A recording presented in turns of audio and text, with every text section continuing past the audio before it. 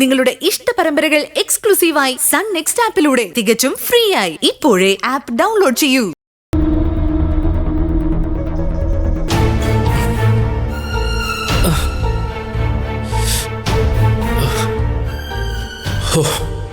എന്തൊരടിയായിരുന്നു എൻ്റെ അമ്മേ. പ്രേമിക്കുന്ന ഇത്ര വലിയ റിസ്ക് ആണെന്ന് ഇപ്പോഴാണ് മനസ്സിലായത്. ഇവിടെ നിന്നാ ഇനി ഇതുപോലെ തടി കൊള്ളേണ്ടി വരും. തിരിച്ച് ബാംഗ്ലൂർക്ക് പോയാലോ? ഞാനും ശ്രേയയും തമ്മിൽ പ്രേമത്തിലാണെന്ന് സംശയം തോന്നിയാൽ പോലും ഇവിടെ കൊലപാതകം നടക്കും. പാവൻ നിഖിൽ എനിക്ക് വേണ്ടി പരസ്യമായി എല്ലാവരുടെയും മുന്നിൽ വെച്ച് തല്ലുകൊണ്ടു.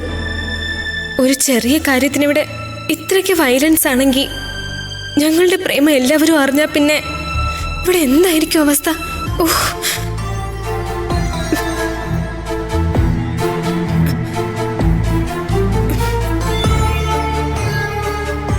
നിഖിലിനെ ഒന്ന് വിളിച്ചു നോക്കിയാലോ?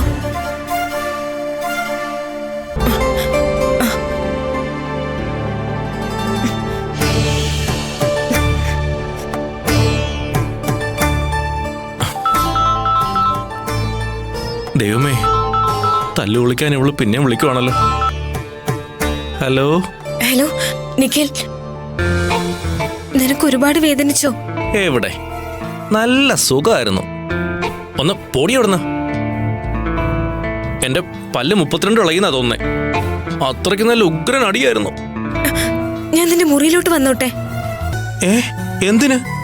ഇനി എന്നെ തല്ലു വിളിക്കാനോ? നീ ഒന്ന് പോയവിടുന്ന. നിന്നെ പ്രേമിക്കുന്നത് ഹൈലി ഇൻഫ്ലേമബിൾ ആണെന്ന് ഞാൻ വിചാരിച്ചില്ല. മകളുടെ കാമുകനോട് ഒരച്ഛനും ഇങ്ങനെ പെരുമാറില്ല. സോറി നിഖിൽ, ഞാൻ കാരണം നിനക്ക് തല്ല് കിട്ടി. അയ്യോ, ഇത് തീർന്നിട്ടില്ല. എന്റെ അച്ഛൻ ഇത് തുടങ്ങി വെച്ചു എന്ന് മാത്രം നീ വിചാരിച്ചാ മതി. നമ്മുടെ പ്രേമം പുറത്തറിയുമ്പോ നിന്റെ അച്ഛന്റെ വക വേറെ വരും. തല്ലുകൊണ്ട് മിക്കവാറും ഞാൻ ചാകും. എന്റെ ദൈവമേ, ഈ പ്രേമം മധുരമാണെന്നൊക്കെ പറയുന്നത് വെറുതെയാ. എന്തൊരു വേദന. ഞാനിവിടെ തല്ലുകൊണ്ട് പെരുത്തിരിക്കുമ്പോ നീ ചിരിക്കാ? നിനക്ക് ഞാൻ വെച്ചിട്ടുണ്ട്. സാരമില്ല, പ്രേമത്തിന് വേണ്ടി മരണം വരിച്ച ധീരന്മാരൊക്കെ ചരിത്രത്തിലുണ്ട്. ഓഹോ, നിനക്ക് വേറെ ഒരു തല്ലല്ലേ കിട്ടിയുള്ളൂ. നീ എന്തായാലും വളരെ ലക്കിയ. ചിരിക്കടി, ചിരിക്ക. നിന്നെ എന്റെ കൈ കിട്ടും. നീ വെച്ചിട്ട് പോയേ. ഒരു മിനിറ്റ്.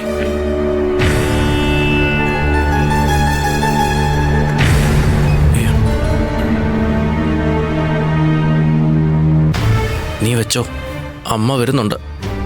ഓസ്കാർ അവാർഡിനുള്ള കുറച്ച് അഭിനയം ഞാനിപ്പോ പുറത്തെടുക്കാൻ പോവാ.